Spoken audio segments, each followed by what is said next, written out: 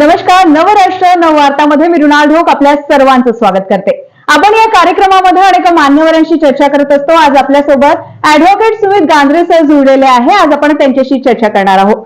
नमस्कार दादा, नवराष्ट्रमध्ये आपले स्वागत आहे. नमस्कार, तुमचे सर्वांचे स्वागत. मला सांगा, आपण ऍडव्होकेट सुद्धा आहात आणि एक सामाजिक कार्य सुद्धा करता, तर याची आपल्याला प्रेरणा कुठून मिळाली याबाबत काय सांगाल? याची प्रेरणा मला माझ्या आई वडिलांपासून मिळाली. माझी आई आणि बाबा जवळ 20 वर्ष राजकारणात आहे, त्याच्यामुळे त्यांच्या मागे मागे मी पण थोडं राजकारण आणि समाजकारण करत असतो.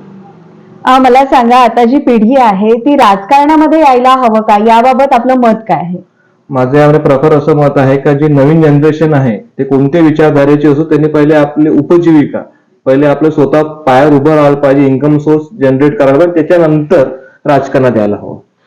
मला सांगा, आताची जी पिढी आहे किंवा जे काही लोक आहेत ते मदत करतात, पण मदत करत असताना ते फेसबुकवर व्हिडिओ टाकतात किंवा फोटोज टाकतात इंस्टाग्रामवर. हे मदत करणं कितपत योग्य आहे, याबाबत आपलं मत काय? मदत करणं हे चांगलंच आहे, पण त्याच्यामध्ये 2-3 नॅरेटिव्ह शकतात. जसं कोणी कोणाला मोटिवेट करायसाठी का आपण मदत करत आहे, तर लोकांनी पण दुसरं आमचं पाहून मदत करायला पाहिजे. आणि सेकंड, काही लोक एक शो ऑफ म्हणून करतात मदत. आता ते डिपेंड करते पर्सन टू पर्सन. पण ठीक आहे, मदत होता लोकांना ते योग्य आहे, पण ते जनभावनेतून मनातून मदत करायला हवी असं मला वाटते. मला सांगा, जर युवकांना जर आव्हान करायचं राहिलं की आपण राजकारणामध्ये न येता शिक्षण करावं, याबाबत आपलं मत काय, याबाबत काय सांगा? राजकारणात तर पहिले यावंच नाही. पहिले तुम्हाला सांगितलं, पहिले त्याने आपलं शिक्षण, करिअर, सर्व गोष्टी करा. ज्यानंतर तुम्ही वेल सेटल झाले, तुम्हाला वाटू शकते की आता आपण समाजासाठी काहीतरी करू शकतो, त्यावेळेस तुम्ही राजकारणात यायला हवं.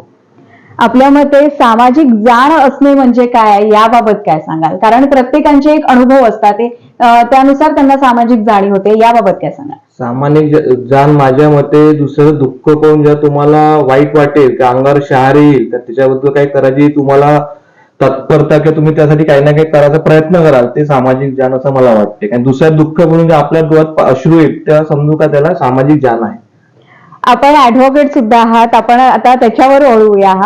आपण ऍडव्होकेट आहात, असा एखादा अनुभव आलेला आहे का जो आजपर्यंत तुम्ही विसरलेला नाही, किंवा एखादा प्रसंग?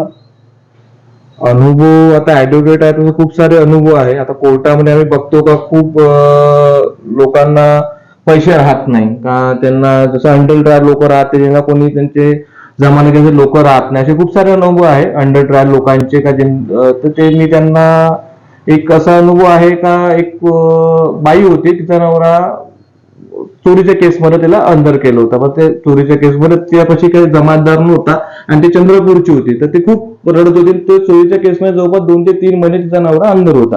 तर मग तशी घुमत माझ्याकडे आली. त्यावेळेस वाटलं का बा लोकांकडे रिसोर्सेस नाही आहे, कारण साधी जमानत सुद्धा देऊ शकत नाही. त्यावेळेस वाटलं होतं का अंडर ट्रायल लोकांसाठी आपण काहीतरी करा.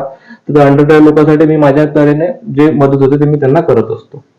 मला सांगा, एक आपण आता जी मदत केलेली आहे त्याच पद्धतीने आता युवक आहे, तर युवक कधी ना कधी रस्त्याने चालत असताना मदत करतो, पण त्यामध्ये शैक्षणिक म्हणजे शाळेमध्ये सुद्धा काहीतरी त्याबाबत सांगायला हवं का, किंवा जनजागृती व्हायला हवी का, याबाबत आपलं मत काय?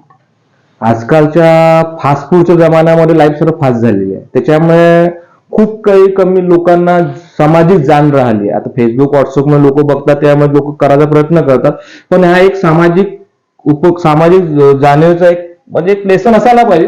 आता डिपेंड करते शैक्षणिक ते काय करते, पण एखादं सामाजिक कसं राहायला पाहिजे, लोकांची मदत कसं, एखादा असं एक कार्यशाळा कधी अशी हप्ते महिन्याची म्हणा शाळा, कॉलेज, प्राथमिक वर्गापासून असायला पाहिजे.